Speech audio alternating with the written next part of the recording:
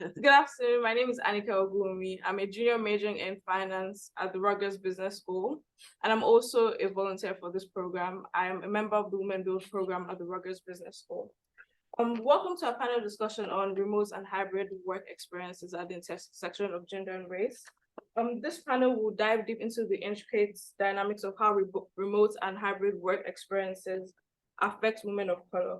And we aim to comprehensively understand how both positive and negative impacts affect these women, acknowledging that these effects may vary depending on race and ethnicity.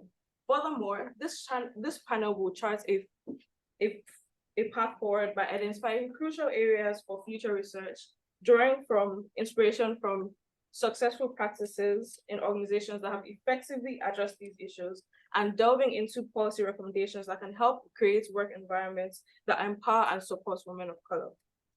Our panel for this session would be moderated by Sharon Hill, who is a professor of management at the George Washington University School of Business.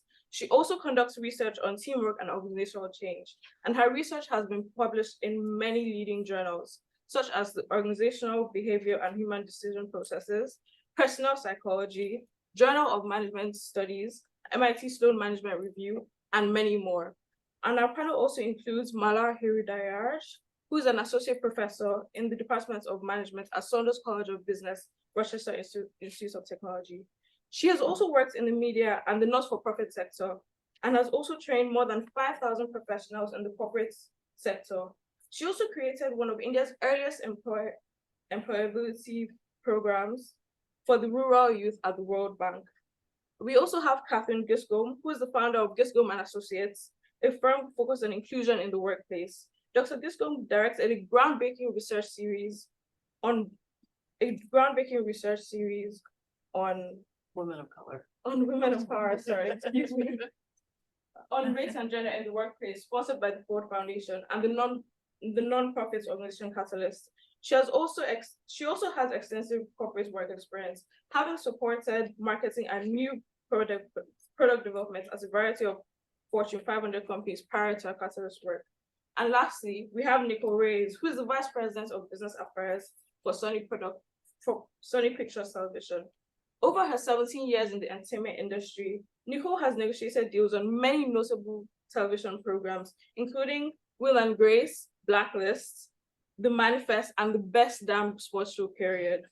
I'm excited because about this topic personally, because as an emerging woman in business, it's easy to get left behind by the changing work dynamics.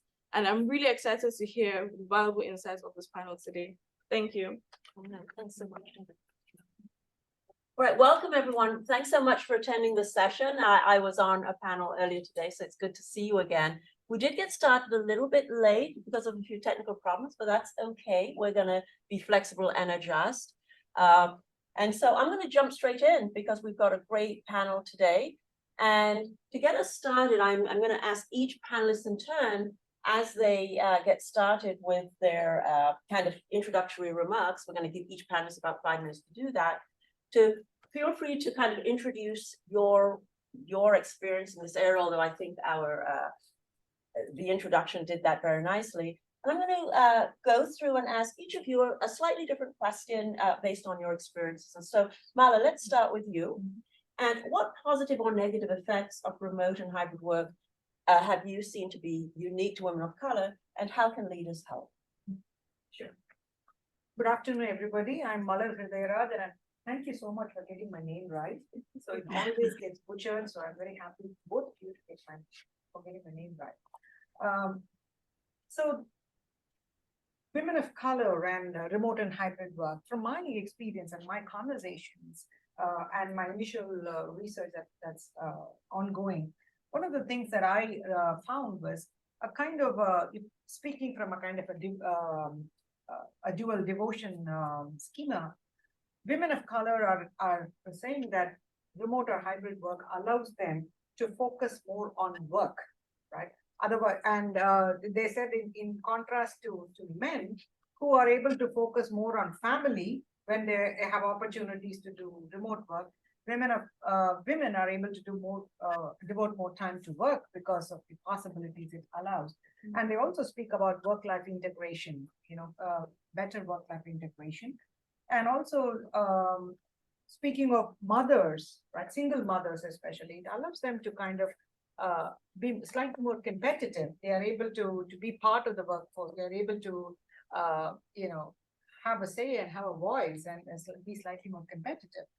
I should have started that. I want to talk about the positive first, and then I will go to the negatives. So I'm talking about all the kind of positives that I hear. Another thing that we hear is the erosion of the stigma. Right? Before the pandemic, there was this notion that if you chose to work from home because you have a family or a caregiving responsibilities or anything like that, you were seen as prioritizing family over work. Right? Now, with men also been forced to work from home, that stigma is slightly getting eroded, or that's kind of the perception. So the stigma of women, there is also a huge Pew study, if you want to see a 2018 study, which talks about pre-pandemic, the notion was if you chose to work from home or do hybrid work, you are seen more as disengaged and lazy and less focused on career. So now that is slightly changing. And because of the fact that the stigma is slightly changing, possibilities of reduction in bias and discrimination also exist, because women are not discriminated, or kind of they feel they may not be discriminated against if they choose to work from home or do hybrid work. And also from a sense of border crossing, right? There is an element of when you see people in their workspace, they are at office, you don't see them as a human being. You don't see all the dimensions of that individual. When you see them working from home, you get that kind of multi-dimensional perspective of this person as well, like a person with all the kind of the stress that comes with working from home, the spatial and the temporal dimensions also come into being.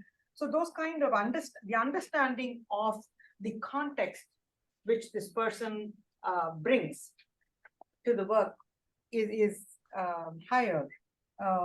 And also in terms of returning to work after a break, especially after motherhood, is becoming slightly more slightly easier because of the fact that the hybrid work exists. From a very gender and racial, the intersection of race and gender perspective, women feel that they do not have to, when they can work from home or when they do hybrid work, there is less of their personality that they have to present or deal with, less code switching that is required, less having to deal with the frustration of being the odd one in the office, right? So yeah, they can, in a hybrid workplace, they think that they can be themselves. I don't have to dress to not to look different, or dress to pacify the expectations of people around me. I don't have to talk in a certain manner. So that means less frustration, less stress on me. And obviously the flexibility is more. At the same time, when you start working from home, we in prior panels, we also spoke about proximity, the proximity bias, right? So women of color also speak about that in terms of it's my work that gets evaluated rather than who I am or how my supervisor sees me. My race and gender are not in the forefront when they evaluate me. So there is a positive there. So I am seen more than my work speaks for me more than who I appear to be to my supervisor. There is also a positive in terms of women of color, especially when they talk about not wanting to socialize in the office space, or not wanting to be part of the happy hours, right? Or some of them speak about, I don't drink, right? But all the socializing events are around drinking. I don't want to be in that space. But if everybody is there and I'm not there, then it becomes that becomes an issue. Now with hybrid work, if most of us are not part of that, that allows me to escape that this pressure of having to socialize in a space that I'm not very comfortable socializing, right? So one of them mentioned about spoke about I don't have to engage in office smooching or office socializing. That I feel less stressed because of that. On the negative side, like in most of our panels, they spoke about the fears of losing out on visibility, right? And having to face the fear of having to face career penalties. Will my work be, will my work speak for itself? Especially if will I be less assessed as being less capable because they don't see me. The other side of proximity bias also exists. And also, we spoke about the possibilities of collaboration, professional networking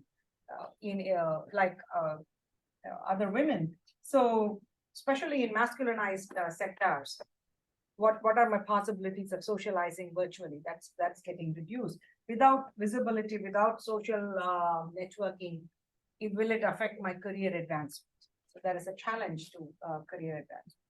Race and gender and parenthood sometimes becomes a problem because women carry extra load, especially with motherhood. So does that affect, does that kind of come across as being less available to do work, or does it come across as, yes, I have 8 hours of remote work. Does my boss believe that I work all the 8 hours, especially if I have a small, if he knows or she knows that I have a small child at home? But just a little interesting. Yes, okay. So the same issues in terms of isolation, marginalization, fear of the boundaries blurring, and the kind of role congestion mothers experience, especially women of color experience. And also they felt, some of them felt that as women of color, they were monitored more closely online. Right. So that was their perception. I can stop here. We can talk. Okay, wonderful. Actually, we'll get everyone. So Katherine, let's move on to you. Thanks so much, Malar, for giving us a really good overview of some of the positive and negative sides. Katherine, how can leaders promote more positive experiences for women of color in remote and hybrid work? And I think also you can help us understand some of the macro organizational factors that should influence how they experience this environment. Well, certainly in the research that we did at Catalyst, we often found a distance between women of color and their direct supervisor. And I assume that would affect how supportive the supervisor would be. So we did a study on trust, like how managers and direct reports who are women of color develop trust versus how white women develop trust. And it was really interesting that for women of color, it was the ability to admit mistakes, not cover them up or, not talk about them. And having a relationship with the supervisor that's strong enough that she feels okay being candid. Yet the white women have a very different, in the study, had a very different approach to what's a good relationship with a manager. It's really more about, can you promote me to another job? What sort of skills do you have in like being political within the workplace, and how can you help me? But it just seems that unfortunately women of color tend to be a couple of steps behind, and I think that's still true. So I guess some of the things I'll talk about, I think, are more directions for future research. These are just kind of hints that I have from the past work that we did. If these things that we found are still true, it's almost calling for more research on, do these barriers still exist within companies that do hybrid work? And if so, that's another round of research. How can this be ameliorated? So we found that there was like a big difference in communication and how candid, well, I think you into this, but how candid you could be with your supervisor. So we found that white women were much more open, felt much more comfortable to bring up uncomfortable issues. And we did see that women of color tended to just be a little bit more guarded. And I think that this really came to the fore when it came down to admitting mistakes that were made. The women of color were very guarded as a rule. And yet we did some like structural equation modeling to see what sorts of experiences lead to promotion. And it was the women of color laying out a really hard problem or a failure, say with a client, and then just having the manager open up because she's letting herself be vulnerable and talk through what steps the woman of color could take in terms of improving or what she had to work on. And so it just seems that there's some comfort that's involved, like interpersonal comfort. And again, I think that's an area for research, because how do, say, managers of a different race become comfortable with women of color direct reports? And we also studied networking. So we did find that women of color had a fairly narrow range of networks, and as opposed to white women. And we saw that there was especially a lack of interaction with different functional areas. And yet when you look at who gets to be a senior leader, you see that it's actually getting a job in another functional area, getting a sponsor in another functional area. And that was something that the women of color were missing out on in the studies we did. And so we also found that about learning from mistakes, that you really have to have a trusting relationship, and that involves, it's kind of, both forward and backwards. You have a closer relationship with your boss when you're okay enough to admit in detail what kinds of mistakes that you might have made over the course of your work with them. And again, this is findings from past research, and I think I would encourage researchers to dig a little bit deeper into these topics, see if this is still relatively true. And another thing though is that the networks were very different for it's Black women versus, say, Asian women. So we found that African American women tended to have a kind of a sticking together kind of approach, where their personal networks at work were made up more of, say, other women of color and people at their own level than white women's. So white women, in terms of these networks, tended to be more comfortable in approaching senior managers and getting to know them and seeing if they could at some point sponsor them for other opportunities. So this discomfort, I think, is really based on the atmosphere in the organization. And it begs the question, like, what can a senior leader do to just let women know, let women of color know that there won't be negative consequences for admitting small mistakes? And that could be a big thing. It could be kind of difficult to do. But that's, let's see. Oh, that's my summary. Wonderful, thanks so much. We're gonna move on to you now, Nicole, and would like to ask you to tell us about what challenges regarding remote and hybrid work you and your friends or colleagues have faced as women of color in industry, and how have you navigated those challenges? Yeah, it's actually really great to sort of hear some of the research is sort of backing, I think, a lot of the feelings that I'm having out here in the field. I think probably, I think one of the main things or the main sort of differences that I started to see was when remote work became sort of a case-by-case basis. And I think it brought up a lot of the issues that, were covered in some of this research. But, I think it brought a lot of, how does it affect me as a woman of color maybe differently than it affects white colleagues, is I think that there's, just a perception of, being able to ask for something in the workplace that not everybody is getting. And I think that oftentimes as a woman of color, I think we're made to feel as though we're not to ask for something that's different or better or somehow beneficial to you. I think there's a lot of, feeling sometimes you're made to feel as though you should be happy to be a part of the team. And, and a part of that comes with just being here and, you know, sort of working within the system that's already there and not asking for anything outside of that system.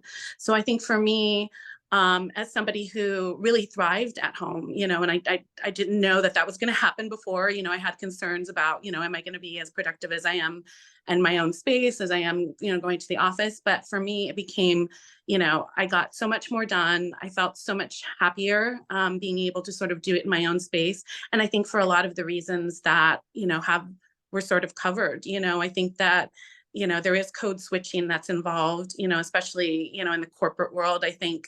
So having to feel like I could still do the work, I could still, you know, sort of be evaluated, hopefully on the merits of my work, but be in a space that I feel more comfortable with. I don't have to navigate sort of social pressures, social networks, you know, all of the things that have sort of been covered. And I think that a lot of my, you know, again, speaking about networks, you know, I have my network is a lot of women of color that are sort of senior level in corporate America. And I think, you know, a lot of them were feeling the same, as though, you know, hey, we're doing so great here. And now we're sort of being made, you know, once COVID, or, you know, we were sort of through the worst of COVID, and you sort of had to get additional permissions or, you know, additional sort of weigh in on having a schedule where you could work more at home.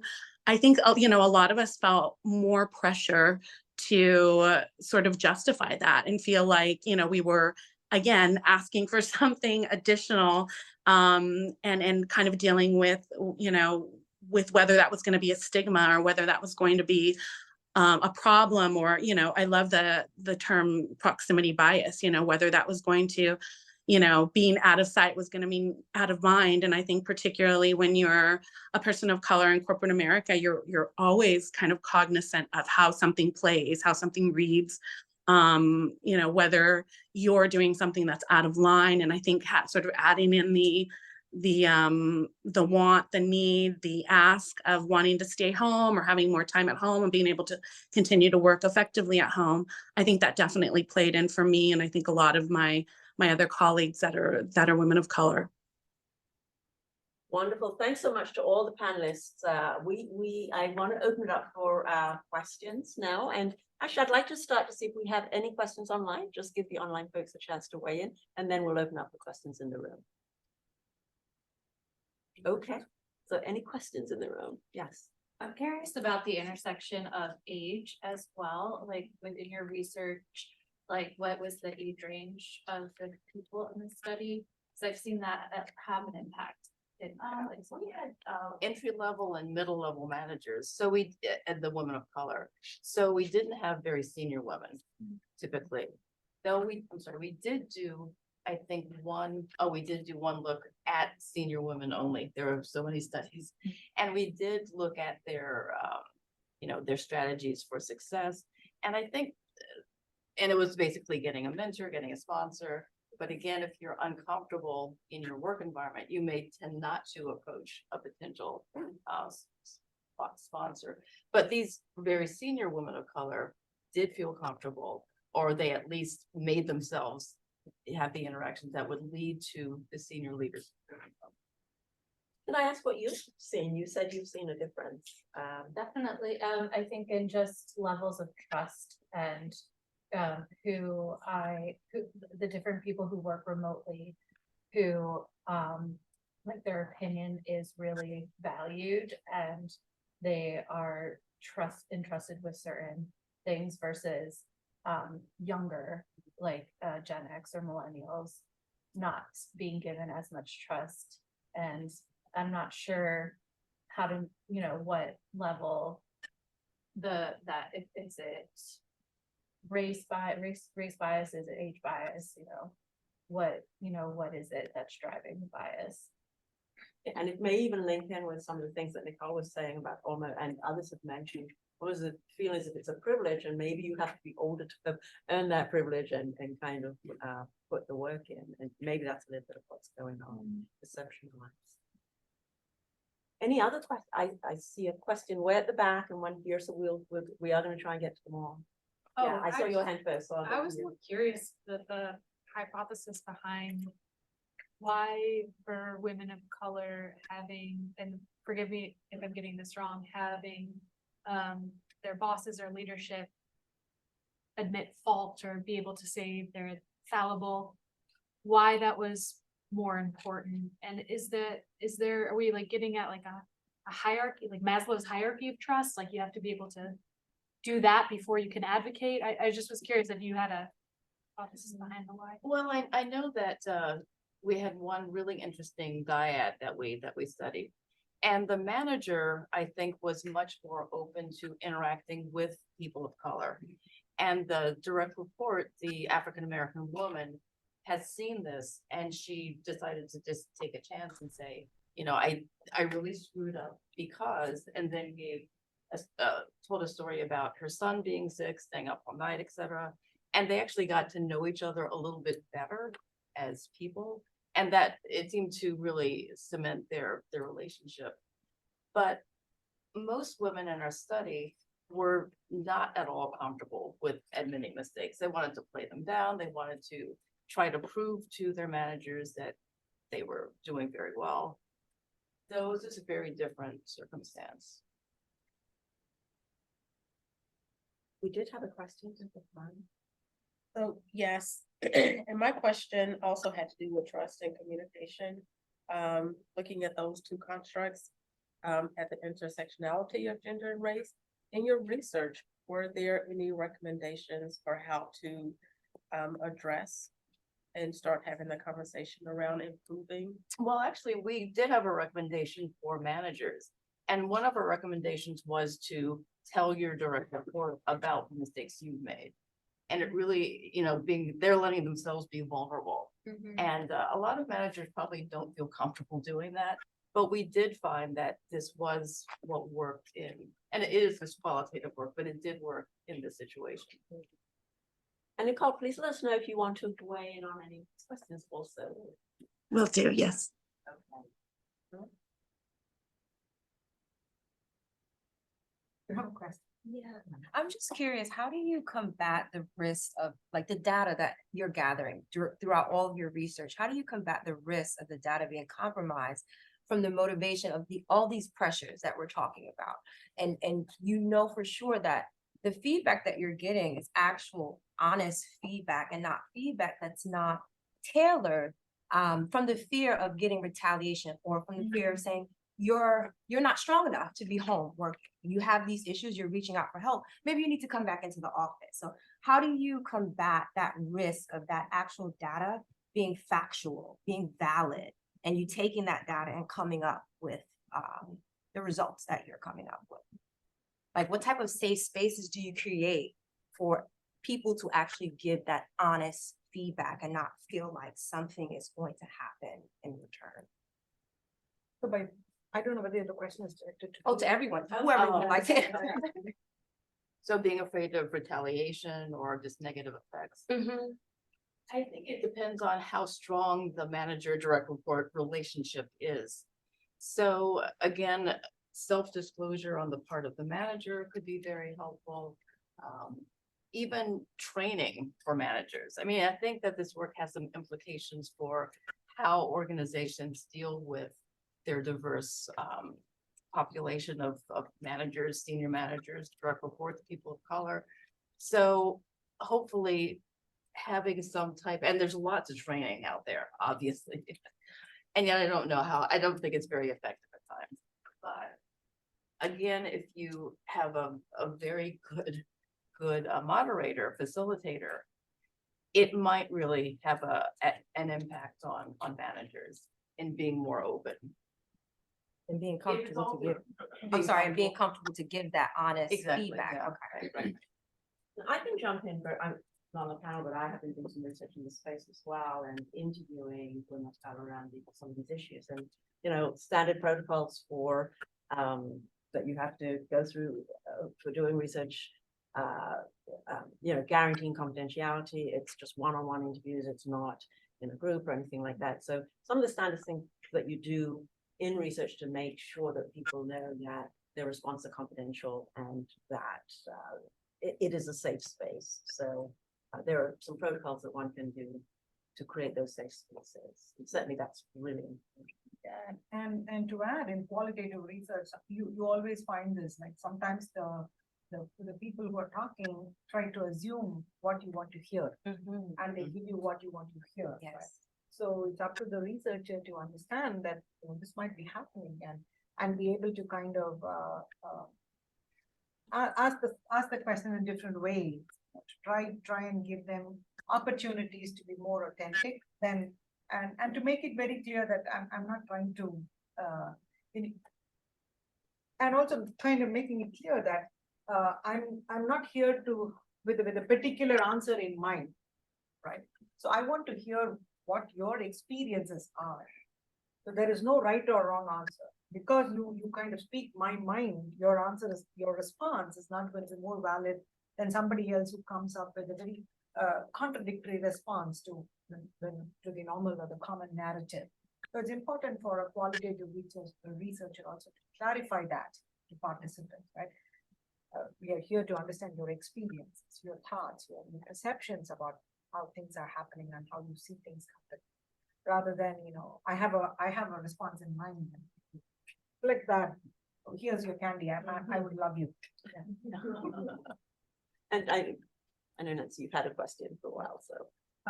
Some of the most insightful work that I've seen recently on issues about women and others of different backgrounds is the work on the racialized nature of gender and the gendered nature of race and ethnicity. And I'm thinking particularly of the article by Hall, Phillips, and Galinsky. There are several others who have written similarly, but I do think that work is particularly insightful. And what they say in this article, probably are familiar with it, but just in case you're not, let me just briefly summarize. They talk about white women as being normatively just right, whereas Black women in particular are more masculinized. Asian women in particular are more feminized. And there's some stuff that puts Hispanic women in various positions. But given that, the argument is that it's harder for Black women to get ahead, but if they do get promoted, they have more leeway in terms of speaking out and making their wishes known without being penalized for it. Whereas Asian women, because they are thought of as more feminized, if they speak out, they get punished for it, and they're thought of as not appropriately fulfilling their gender roles.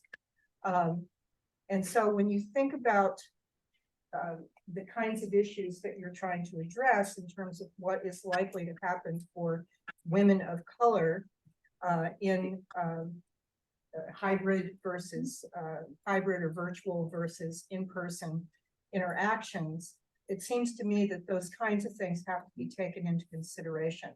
And so I'm just wondering about your experience, observation, or thoughts about those kinds of issues in particular.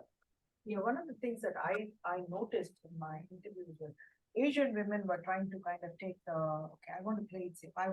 They want to take the assimilation route, right? These are the norms. I'm worried about challenging those norms. It's safer for me if I play along. Like if the expectation is for me to show up more, I would show up more, rather than, demanding or kind of speaking up, asking for more flexibility. So they are afraid because of the kind of, as you mentioned, the norms, right? The expectation is they won't speak up. The expectation is they won't challenge the status quo. So they are afraid of challenging that, especially when it comes to remote work and flexible work. So they were, recently I was doing some interviews with international faculty, right, on campus. It was surprising to hear how many Asian women faculty were talking about, I have to work harder, I have to do this, I have to do that to succeed, right? Rather than, okay, stopping and asking, why is this so for me? Why do I have to do more to be accepted in the classroom or as a researcher or in my faculty meetings? So there is a difference because of the way they have been sensitized and the kind of norms that exist. Yes, definitely, yes. So we cannot, and there are differences even among women of color. I didn't know. Okay, I was going to see if the rest of the panelists wanted to. We do have time for, I think, at least one more question. Yeah, kind of going off of what you were saying and just in general. When doing this kind of research, are we accounting for like other like dynamics, like family dynamics, household, generation, ethnicity, for instance? Because like we said, within different races, there's also a different level of like mentality, cultural norms. Are those taken into account when it comes to this kind of research? Yes, so when we analyze, we have to take all of these into consideration, especially in qualitative research. It's not just a response, and we don't know the background. We know the background of this individual, right? The response comes. There is a context to this response, and it's important to analyze the dynamics of the response as well. Where what is the difference between person A saying this versus person B saying this? Are there any other dynamics at the back that is coming into play? So being more sensitive to that, having read on that, and being more sensitive as a researcher makes a lot of difference. We have to take that into consideration. So that is why, like, if you read journal articles, we have a discussion section, right? So that is where we bring up these kind of potential dynamics. So this could be where this is coming from. And I think with African-American women, there's a perception that may not be totally based on behavior of their being more aggressive. I mean, for some middle, you know, a white woman saying something, the same thing is okay. A Black woman saying it is bad. So it's something about the tone of voice or the accent. So there are very subtle ways of getting at that question.